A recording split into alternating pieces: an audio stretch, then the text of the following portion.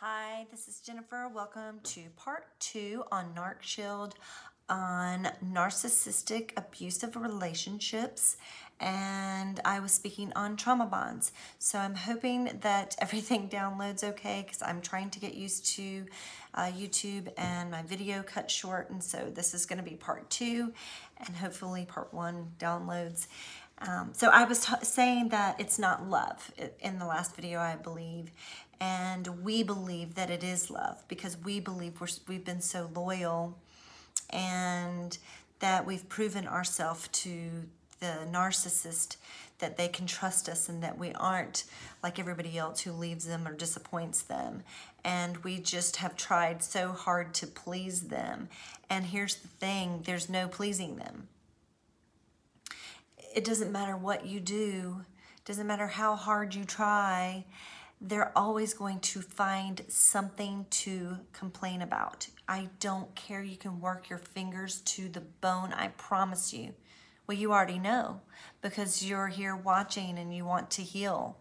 You can cook every meal, you can grocery shop, you can clean the house as clean as it can, you could eat off the floor. You can plan the biggest and the best parties. You can buy the biggest and the best presents. You can, it doesn't matter. It's not good enough. They will put you in horrible situations. They will triangulate you with other people to make you jealous, upset, angry. They will do things to make it where you're not included, so they'll exclude you from certain groups of people, and they do that on purpose, and they will make sure that those people in those groups don't like you, and those people become their flying monkeys, and they use them to abuse you as well. That could be family members, friends, you know, that kind of thing, but they will have separate lives. They can be people who pretend to be going to work every day, but they're not going to work every day. They can pretend that they have a whole different persona that they don't have. It can be people that are online catfishing you. It's so insidious, and people will say that can't ever happen to me, but it can. It can happen to you. It can happen to you because these people, they seem like really nice people at first. Really nice people, and the people that they usually abuse, and especially the ones they abuse the most, are the people that are closest to them. So that's going to be people that work for them, maybe that's going to be family members, children, but the person that gets the most abuse is the intimate partner primary source. They are given a beautiful golden period, and that bonds them to the narcissist, and then they go through usually a slow devaluation period, and then there's the disengagement, and the cycle starts over again, over and over and over. And throughout the cycle, as I said before, there are other people at play. So when you are not being used as narcissistic supply, they are using somebody else for narcissistic supply in that moment. So it's okay, Carrie? It's okay. So, I'm sorry. No, you're good. Are you coming back? Okay, that's fine. I'm just gonna ignore then. Okay, so they are using other people as narcissistic supply when they're not using you, and you're the one home crying or trying to figure out what happened. I can say in my case, when going through devaluation phases, once the devaluation got so bad, I was definitely crying. I was definitely becoming a detective. I was definitely trying to figure out what was going on. And that's when they turn the trait and are able to use it against you and make you look like the crazy person. And it does kind of drive you crazy. I can certainly say that I was not in a good place at one point in one of my relationships, and I don't know how I made it through it. I really don't. I don't know how I made it through that one. It was too much. It was way too much. So I was wanting you guys to understand that these trauma bonds are extremely hard to get over. It is something that you can't just say to somebody, just get over it, because it is a biological, it's a chemical reaction going on within the brain. And so it is just like being addicted to any type of drug. And you are going to have to work on the trauma bond, accept that this is what's been going on with you. And that is the first step, and that's extremely difficult to do. It took me forever to get to that point. And then once you do and you don't want to hurt anymore, it is going to be excruciating going through the withdrawal of it, because you are going to one day be like, oh my gosh, I never want to go back again. And you're going to try to do the process of no contact, and you'll do well for a while, but then you're going to want that hit, and you're going to want to talk to them. You're going to want to be around them. You're going to want to hear about them, and you're going to have to talk yourself off the ledge. You're going to have to tell yourself, don't contact them, because once you do, your emotional thinking takes over, and then they can get power and control back over you again, and the next thing you know, you can get wrapped right back up in the cycle again, or they are just going to hurt you more. They're not going to, well, they are anyway. You're going to be hurt continuously. If you have been in a cycle that is inconsistent and it keeps happening and you go back and you think you're going to fix it and things seem great for a minute and then they're bad again, if you are in that toxic cycle, I promise you it's not going to get better, it's going to get worse. And you are going to be the one holding the bag, because they are not loyal to you. You have been loyal to them. And what ends up happening is you're trying to scramble outside of this hole that's been dug for you, that's been dug for quite some time, because they knew they were going to kick your tail in it and throw the dirt on top of it at some point. And so they knew long before, and they have been planning this out with people long before you ever find out. And then you are just left holding, you know, whatever dignity you've got left. And I know, for me, I was like, I'm not going to let this completely destroy me. And in the end, they really do look at you as strong. They don't like you for it. They can't believe that they have put you through so much and that you made it through it. Because there's a part, they don't really like themselves. If they have to sit with that vulnerable part of themselves too long, they can look at it and go, wow, this person, I put them through so much pain, and they are able to somehow rally back through again. They actually hate you for it, and they wish that it was them, that they were able to do that and be their real selves and be able to do that and still be able to save face. But there's no way. There's no way. They're never going to admit any fault. And if they do, it's only because they're trying to get something out of somebody, maybe pity. So the covert narcissist to me is the worst, and the covert narcissist is the silent, more shy type. They're pretending to be, maybe. They're more introverted. They're most likely a cerebral narcissist, somebody who is more book smart, that type of thing. They can pretend to play helpless, sick. They enjoy attention from others. So when they play sick, and they feign that, and people are saying, can I get you something from the store? What's wrong? Is everything okay with you? Do you want me to make you something for dinner? Would you like me to clean your house? Would you like me to wash your bedding for you? I'm just making things up. But they love that because it makes them feel important. So when they play these roles, and then they can get you to do whatever they need you to do just by playing the victim, they kind of are laughing at you basically on the inside, and they definitely fake sick. Oh, I had a boyfriend like that one time. But they're very passive aggressive. They'll sulk, they'll play the victim, they will pretend to be a good person, but deep down they're resentful about anything nice that they have to do, especially if they have to fork out some of their money. I've got a good story about that. Let me go ahead and stop right here. I dated someone one time that pretended to be a good person. I believed that they were a really good person for a really long time. They had me fooled for a long time.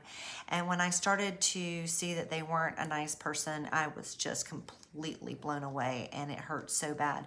But one of the things that they did was, gosh, if they ever see this, I don't use names. So this guy, he had to go to like this work meeting, and he already hated that he had to go to the work meeting. It's like, oh, you know, and it was a really nice thing that they were doing, because at this work meeting you could adopt a child in Africa. And so they go, and there's all these people, and they're all picking a child to adopt from. Some, you didn't have to do it, but they encouraged, if you could do it, to adopt a child in Africa, which I thought was absolutely amazing. And so I get a phone call, and this person that I was dating was on the way home and was like, I'm on my way home. Oh my gosh, I stayed until like almost the last, I think it was the last person that left, whatever. They were the last, one of the last people to leave, because they thought that that looked good. And they were like, all these people were adopting children, and I wasn't doing it. And then in the very end, this couple that were really young, they were in like 20 and didn't have any money, he said. I don't know how he knew that, but he assumed they had no money and were living paycheck to paycheck, basically, and they adopted a child from Africa. And he said it made him look bad, so he felt like he had to go back and pick a child to adopt for Africa so that he wouldn't look bad in front of his boss and everybody else. And I was like, well, at first when he said I adopted a kid from Africa, I started crying on the phone, because I thought it was so sweet that he adopted a child from Africa, and I was just overjoyed that he told me that. And then he told me the other, and I remember sitting there thinking I could have done without knowing that part. The fact that he even shared that with me, and I was like, well, you're supposed to do it because you want to do it, that you care about this kid. He didn't care. All he cared about was the fact that his boss was going to be looking at the other couple that supposedly had no money compared to him, and was going to look at them like they were better than he is. So he went ahead and did, you know, adopted. I'm surprised he didn't do two. And here's the thing. I felt so bad about that. I could not believe it. I was like, oh my gosh, this is not good. This is not good. So I was real, and he was like, there's all these rules with it when you buy stuff for him. And he was kind of annoyed by the whole thing and was putting it off and all this. And I felt bad for the kid in Africa. So, you know, Christmas was coming up, and you had a certain amount of time that you had to get certain things in for this child. And I kept bringing it up, like, do you want me to go and buy this stuff for the child? And eventually, I mean, he just was blowing this off. He wasn't even thinking about this kid. And then finally he was like, look, I'll just send in the money. And I was like, yeah, but he's going to be looking for the presents. You know, he's going to be like, he got adopted, and he's going to be really excited. I mean, this makes me want to cry thinking about it. Honest to God. You know what? If you're watching this, oh my gosh, that was so awful. I don't know if he is. We don't speak, but still. You never know. Those Hoovers, you never know.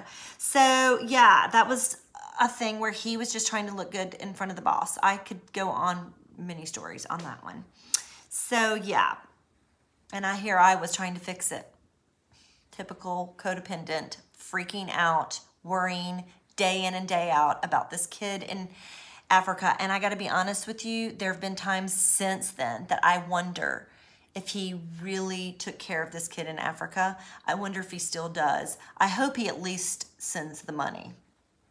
But really, I was like, you are unbelievable.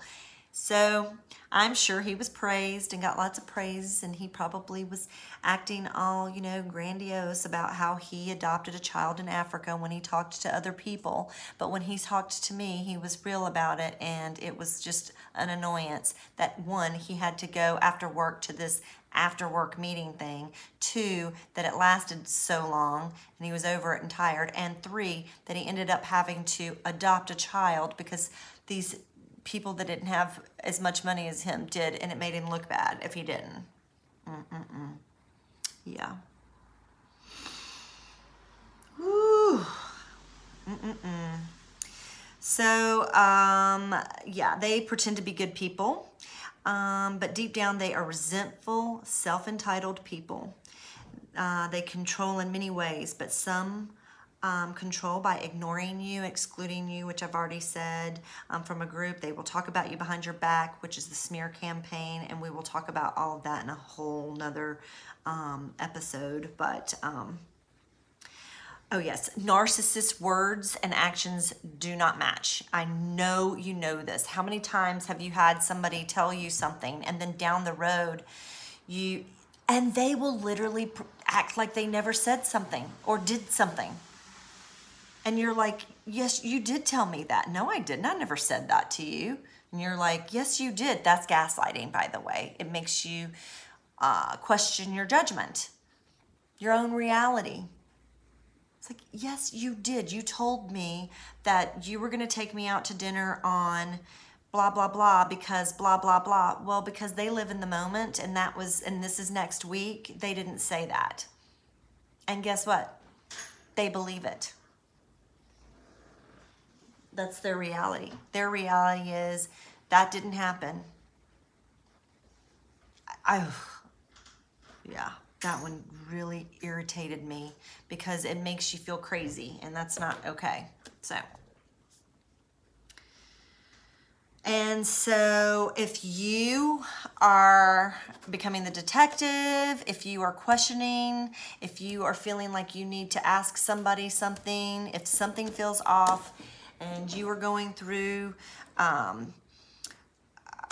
their stuff, wanting to look at their phone, looking at them to see if they're carrying their phone everywhere they go, such as the bathroom, anything like that.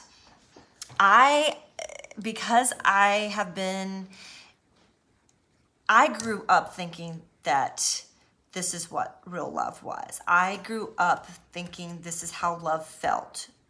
So I thought it was normal, and so I continued to get in the same relationships. I didn't know why I did, and I was in therapy asking that question constantly. And so they were wanting me to study up on, the codependency. And, I had all the books by Pia Medley and all of that. And at the time, I didn't know about Ross Rosenberg. But, of course, he is very popular and has books on YouTube. And so if you're codependent and want to check out his site, he speaks on codependency. But at the time, I didn't have that. But I was reading books, and I still wasn't getting it. I didn't get the dynamic. So I needed to know about both to get the dynamic. And I just wasn't, I really believed that this is how relationships went. And I remember one of my really good girlfriends who, God love her, she doesn't live here anymore, and I miss her so much, but she's just an angel. And her husband just had this beautiful relationship. And I know they've had normal, issues just like normal people do in relationships. But to me, their relationship was perfect. And I just admired them and their relationships so much. And I wanted a relationship so much like it. And so hanging out with them and her and listening, and I realized through that, I was like, God, this is not normal. Yours is normal and mine isn't. And how do I get to yours? And how I was going to ever have that is for me to heal my trauma bonds finally, and to understand my codependency, and to heal that, and to do the work to not be codependent anymore, and to create boundaries and hold those boundaries strong and not have a narcissist manipulate me into thinking that there's something wrong with me when there's something wrong with them, and they know it. And they want to puke that all over you and make you feel terrible. And you don't understand. And you can trigger a narcissist and not even realize you've done it. I'll give you an example. I was dating this guy, and I had invited him to go with me to a book signing. And so I dressed all up for the book signing, and I was really excited to go and support a friend of mine. And so he went with me. And when I first got there, I ran into some people I hadn't seen in a really long time. So this one person, we walked to the back, and she turns around and she sees me and she says, "Jennifer, blah, blah." And she says an old last name of mine from when I was married a long time ago. And I turned and I looked at, my partner, and I could instantly see that my partner was kind of annoyed by it. Because in his eyes, I needed to be perfect, and I've never been with anybody before, and he needed me to be something that I wasn't. He needed me to be all kinds of things, younger, and maybe look a certain way, and whatever it was. And not ever married before, whatever, but this person said this name, and I knew it was going to upset him, and I instantly felt somewhat discomfort and looked to my partner to see how my partner was going to react. And then I looked back to my friend who I hadn't seen in a long time, and I was really excited to see this person and hug them and all of that good stuff. And so my partner doesn't say anything about it, and we go on, and I'm just trying to be like, okay, he doesn't know anybody there, and I don't know a ton of people there, and so I just want him to feel comfortable. And so I'm already on eggshells and overworking. And if you are in a narcissistic relationship and you are a codependent or somebody like me, or an empath, I'm telling you, you know what I'm talking about. So you're hypersensitive, and you just are doing things overly. So I was overly happy and overly listened to this song and overly just wanting him to enjoy himself and overly paying attention to him, and hey, I want you to introduce over here and this, that, and the other. Well, so there's some gaslighting in this story too. They had like some champagne and some chocolates, and we were standing by the champagne and chocolates because, let me just tell you, I'm a sweet person, and I was all about the chocolates. So we were sipping on our champagne and eating some chocolates, and I was totally into that. And I really was enjoying myself. And at this point, I don't want to forget the champagne and chocolate part. So I'm going to throw that in because it's got to come back to that. But my friend, I wanted to get a picture with my friend who the book signing was for. And so I got my picture taken with my friend, and the partner that I had was like, "Don't you want to get a picture taken with me?"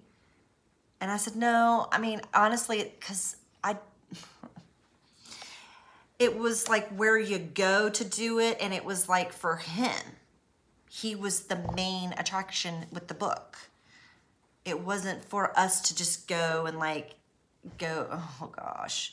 So, but then I immediately saw what I did wrong, because I knew I was going to get in trouble for that. I just know. And if this person were to ever see this, they deny all of this. But I'm telling you, it was obvious. And so I said, okay. And so I actually turned we turned with the backdrop behind us, but didn't go over to it. And I just quickly took a snapshot of the two of us.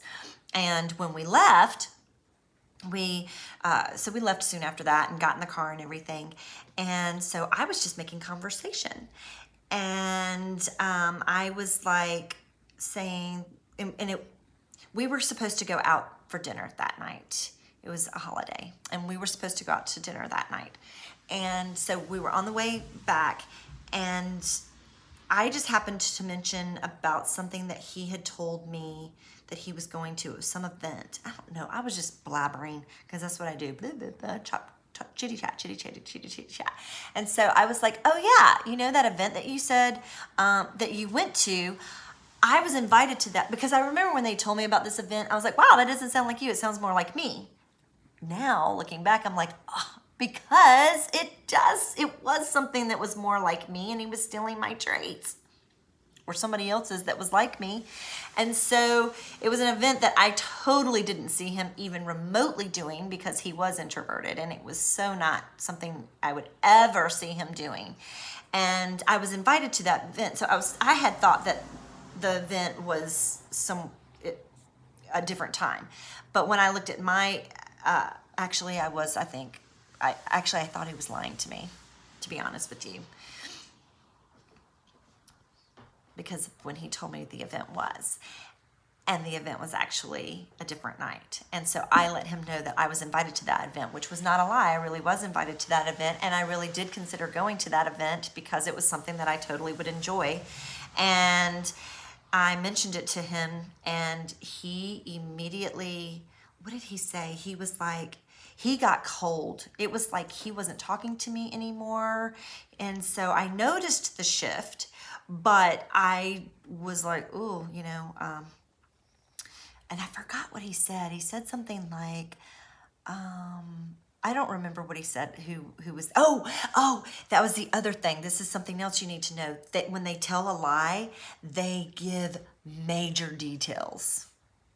So he says to me, well, so-and-so was in town from wherever he made up a city, and because he was in town, we all went to blah, blah, blah, blah. I must have got the date wrong. And I was like, no, because it was like, I remember it was like a Saturday night. Anyway. And so I didn't say anything about it. I knew that he was lying to me. I absolutely knew he was lying to me, but I acted like I didn't because I didn't want the night to be ruined, and we were supposed to go to dinner together, and I didn't want to have this big blowout with him. So I was like, let's just save this. I don't want to go there right now. And he got super silent.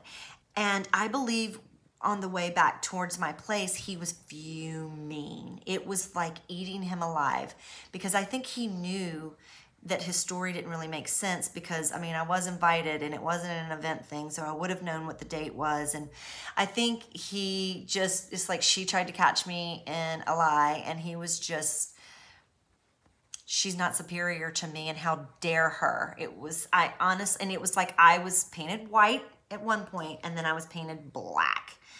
And you can go from, because they only think in black and white thinking. So you're either good or you're bad.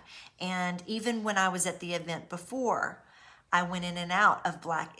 It was, I'm good, I'm bad. So it can happen in seconds, and then you can revert it back to being good. So when I noticed that, I went black when this girl called me the other name, and then I went back into white when we left that room, and I was trying to talk to him about something else and diverted it into something else. And I was trying to make things all about him. And so I went back into white, and then I went back into black when the picture thing happened. And so anyway, he was fuming, and I didn't know. And so all of a sudden it was like I was getting the silent treatment. So it was the present silent treatment, which is what HG Tudor talks about, when they're sitting in the same room with you, but they're saying zero, and you could feel the chill in the air.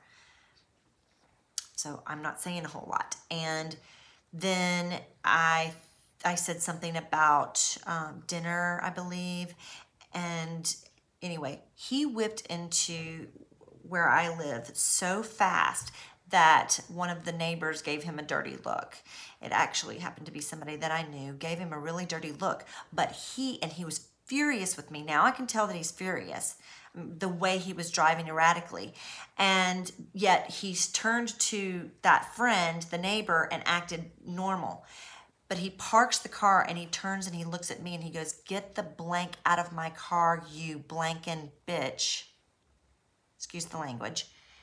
"Now, or I'll call the police on you, and you know I'll do it." I was stunned. Completely stunned.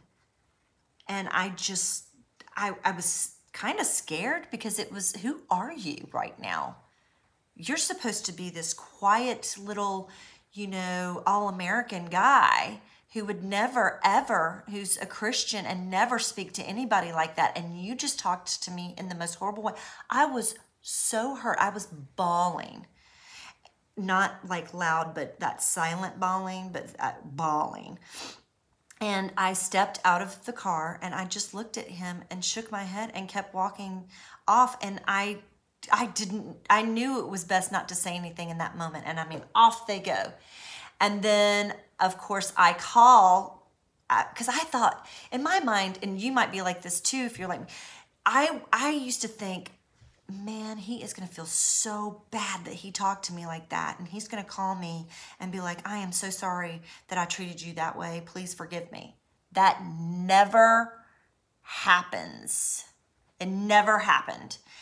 Unless they need something from you, will that ever happen? But oh boy, I can't tell you how many times I would wait for that phone call. And then of course you're stewing. They haven't called that yet. I can't believe they haven't called and apologized to me yet. So then you call. Because you want to work things out and you want to understand what happened. And all of a sudden, he starts making stuff up. And he's saying, you were talking about us getting married at the event. What? No, I didn't. And he says, yes, you did. You were standing there. Remember, by the chocolates and the champagne? You were talking about us getting married. And I just don't know that I'm ready for that. And I was like, yeah, that didn't happen. And in my mind, I knew that did not happen.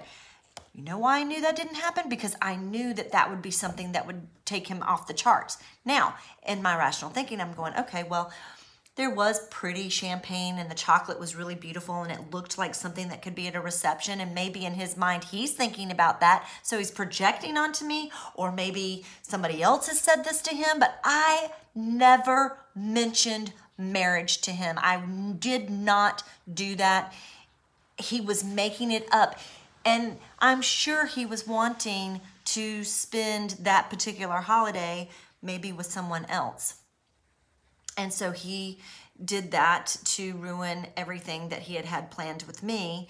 And I was painted black, or he was going to call somebody else and want to hang out with them after all. Because I'm painted black at this point, because I pointed out something. I know it sounds crazy. It sounds crazy to me today, but... And it became this huge thing. This huge thing. So that's just an example. That had some gaslighting in there. That gaslighting was trying to convince me that I was talking about us getting married where the champagne and chocolate was. And I, on my life, I'd take a lie detector 18,000 times. Never mentioned that. But I guarantee you, if he took that test, guess who would fail? But in his mind, he believed that that happened, and he would believe that to this day. He had to believe it because he can't live with shame. He can't live with that. He can't deal with how he treated me out there. So he needs to have an excuse, and he needs to blame shift. He needs to make it my fault that that happened. No, I don't care if I did talk about marriage. If I did bring up, because we've been dating for blah, blah, blah, and I decided, this is cute, and if we ever got married, we could have some champagne and chocolate. Yeah, okay, I can see how that would come up, even though it didn't. But even if I wanted to say that, that doesn't mean you can talk to me that way and treat me like a piece of trash and then take no accountability for it. Well, you can go ahead and do that, and then it's up to me at this point. Do I want to still stay in a relationship with someone like that? The problem is when you're trauma bonded to somebody like that, believe me, you're pulled back. It's an addiction, and I can tell you that I was like, when that relationship finally came to a head, I was talked to really horrible again, and I'll tell that story in another podcast. But I can tell you, I knew it was over. And it was the most horrific, painful thing for me to go through. And the reason was, I was already in the process of recovery anyway. And so when he was just part of that process, but I knew I never would allow anybody to ever talk to me like that again, ever. And if they did, I'm not going to be around. And I knew I needed to stand by that. And at that point, I was for certain that I wanted to heal. And of course, in his moment, it was like a discard for me. But for me, I was like, never again. I know, and I want to get through this trauma bond, and it was hard. And I will go through that in an entirely different video, maybe next. I'm probably going to go ahead and end this in a few minutes because I'm scared it's going to cut off, and then I might do part 3 and talk about that actually now that I'm on it and feeling it. So I want to check on my other video as well. I hope that it does post. And if you are hearing any of this and resonate with any of what I'm saying, hopefully you've gotten through the trauma bond and you're not getting into relationships like that anymore, and you've gotten, you know, the help that you need, and you're nice and healthy now. That's what I really want for you. If you're going through it now, know that you are not crazy, because I have been there. I have plenty of stories to tell, plenty of examples of things like that. And believe me, people would never look at this other person unless they knew him. And there were people that did know and saw. And I have so many examples with that. And so I'm definitely going to be using a lot of those examples, but I will not be giving names of these people on my channel. So, all right, on to the next video. Thanks for being here. I am so glad to be a part of your journey. And I really want you to know that I do care about you. I do get triggered sometimes. Sometimes I might cry on this channel. So if I do, please just bear with me. We'll get through all of this together. Until next time, this is Jennifer. Bye.